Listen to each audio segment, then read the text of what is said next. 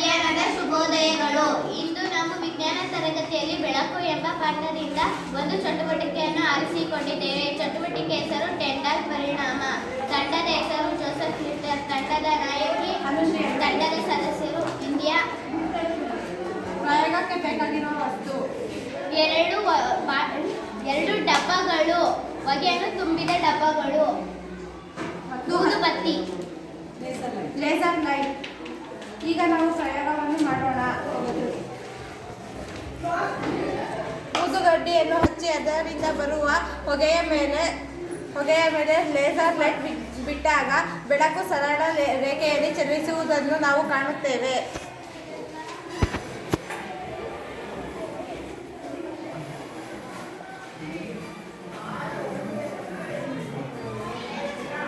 ಕಲ್ಲಿಲ್ಲದ ಕಣಗಳು ಬೆಳಕನ್ನು ಚದುರಿಸುವ ವಿದ್ಯಮಾನವಾಗಿದೆ.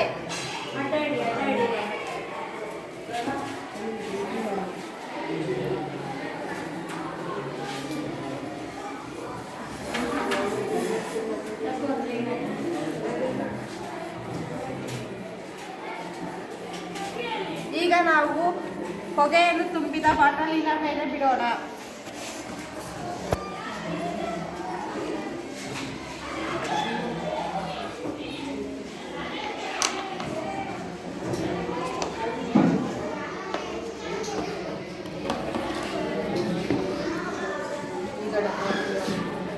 ಈಗ ಡಬ್ಬದ ಮೇಲೆ ಬಿಡೋಣ.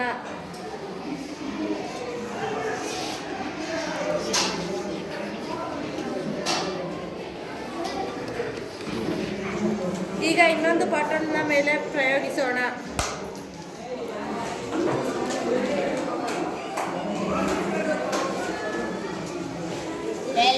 ಈ ಪ್ರಯೋಗದಿಂದ ನಾವು ಬೆಳಕು ಸರಳ ರೇಖೆಯಲ್ಲಿ ಚಲಿಸುತ್ತದೆ ಎಂದು ತಿಳಿದುಕೊಳ್ಳುತ್ತೇವೆ. ಟೆಂಡಾಲ್ ಪರಿಣಾಮ.